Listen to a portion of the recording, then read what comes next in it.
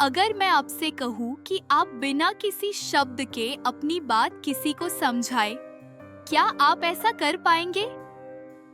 शब्द हमारे विचारों को व्यक्त करने का माध्यम है, लेकिन क्या सभी शब्द एक जैसे होते हैं? कैसे बनते हैं ये शब्द और कितने प्रकार के होते हैं? आइए आज हम जानेंगे शब्द विचार के बारे में।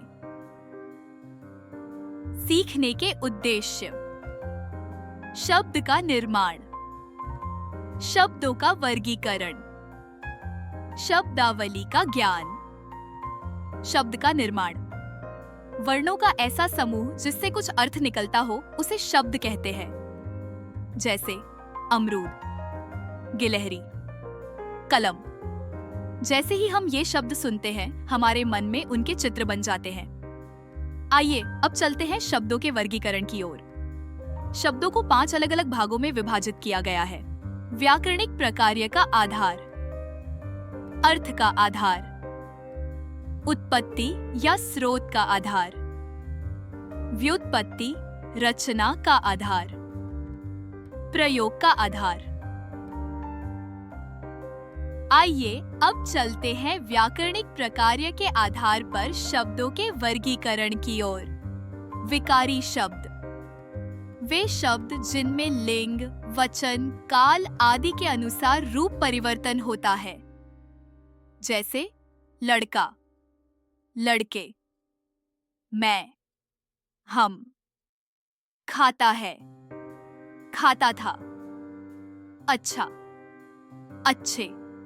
अविकारी शब्द, वे शब्द जिनमें कोई रूप परिवर्तन नहीं होता। जैसे और, तथा, लेकिन, बहुत, शायद। अब आगे बढ़ने से पहले इस प्रश्न का उत्तर दीजिए। मैं खा रहा हूँ वाक्य में विकारी शब्दों की पहचान कीजिए। आइए अब चलते हैं अर्थ के आधार पर शब्दों के वर्गीकरण की ओर। श्रुतिसम भिन्नार्थक शब्द, ये शब्द सुनने में एक जैसे लगते हैं परंतु इनका अर्थ अलग अलग होता है। जैसे कल, बीता हुआ दिन, और कल, आने वाला दिन। समानार्थी और पर्यायवाची शब्द, ये शब्द एक ही अर्थ के संदर्भ में उपयोग किए जाते हैं। जैसे बड़ा और विशाल, स्वप्न और सपना। एकार्थी शब्द, इन शब्दों का केवल एक अर्थ होता है, जैसे कार्य, सूर्य। अनेकार्थी शब्द, इन शब्दों के एक से अधिक अर्थ होते हैं, जैसे हल, खेत जोतने का यंत्र, समाधान करना। विपरीतार्थी शब्द, ये वे शब्द होते हैं जिनका अर्थ एक दूसरे से विपरीत होता है, जैसे ठंडा, गर्म, ऊंचा, नीचा। अब रुकिए और उत्तर दीजिए। श्रुतिस्म भिन्नार्थी शब्दों के उदाहरण दीजिए। अब चलते हैं हमारे अगले वर्गीकरण की ओर। उत्पत्ति के आधार पर शब्दों का वर्गीकरण। उत्पत्ति के आधार पर शब्दों के वर्गीकरण के 5 प्रकार हैं। तत्सम, तद्भव, देशज, विदेशी, संकर। आइए इन प्रकारों को एक एक करके समझते हैं। तत्सम संस्कृत से यथावत लिए गए, जैसे नदी, सप्ताह। तद्भव संस्कृत से बदले हुए, जैसे हाथ, हस्त, आग, अग्नि। देशज लोक भाषाओं से आए, जैसे टोकरा, झाड़ू। विदेशी अन्य भाषाओं से लिए गए, जैसे स्टेशन, कार, पेन। संकर 2 भाषाओं से मिलकर बने, जैसे रेलगाड़ी, रेल पल्स गाड़ी। अब आगे बढ़ने से पहले इस प्रश्न का उत्तर दीजिए। आग तद्भव शब्द है या तत्सम? अब चलते हैं अगले प्रकार की ओर। व्युत्पत्ति रचना के आधार पर। ये 3 प्रकार के होते हैं। रूढ़ शब्द, ये वे शब्द हैं जो विशेष अर्थ हेतु प्रसिद्ध हो गए हैं। इनके यदि टुकड़े करें तो उन टुकड़ों का कोई अर्थ नहीं निकलता है। जैसे पक्षी, फल, घर। यौगिक शब्द, ये वो शब्द हैं जो 2 या 2 से ज्यादा शब्दों के योग से बनते हैं और जिनके हर भाग का कोई अर्थ होता है। जैसे डाकघर, पाठशाला। योग रूढ़ शब्द, ये शब्द यौगिक होने के बावजूद अपने मूलभूत अर्थ से अलग किसी विशेष अर्थ के लिए रूढ़ हो जाते हैं।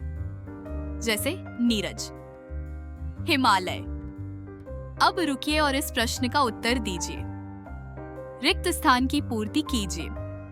व्युत्पत्ति रचना के आधार पर शब्द डैश प्रकार के होते हैं।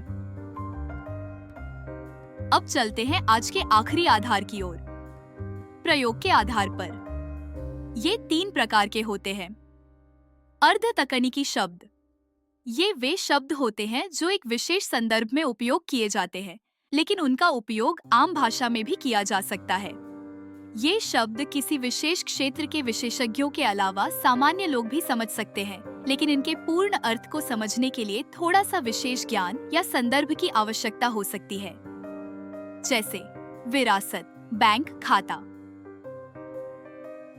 तकनीकी शब्द वे शब्द होते हैं जो विशेष ज्ञान या विज्ञान के किसी क्षेत्र में विशेष रूप से उपयोग किए जाते हैं। ये शब्द सिर्फ उन्हीं लोगों के लिए समझ में आते हैं जिन्होंने उस क्षेत्र में गहरी समझ या अध्ययन किया है। इन्हें सामान्य बातचीत में उपयोग करना कठिन हो सकता है क्योंकि इनका अर्थ सिर्फ उसी विशेष संदर्भ में सही होता है। जैसे विज्ञापन, जेनेटिक्स। सामान्य शब्द, ये वे शब्द होते हैं जो सामान्य जीवन में हर कोई उपयोग करता है और इनका अर्थ भी सभी के लिए एक जैसा होता है। ये शब्द बिना किसी विशिष्ट संदर्भ के दैनिक संवाद में प्रयोग किए जाते हैं, जैसे घर, पानी, स्कूल। अब इस प्रश्न का उत्तर दीजिए। सही विकल्प चुनिए। शब्दों के वर्गीकरण के कितने आधार हैं? 5, 4, 3, 7। आज आपने सीखा कि शब्द कैसे बनते हैं, कैसे बदलते हैं और कैसे उपयोग में आते हैं। एक संपूर्ण शब्द विचार। धन्यवाद। अगली बार मिलते हैं कुछ और नए शब्दों के साथ।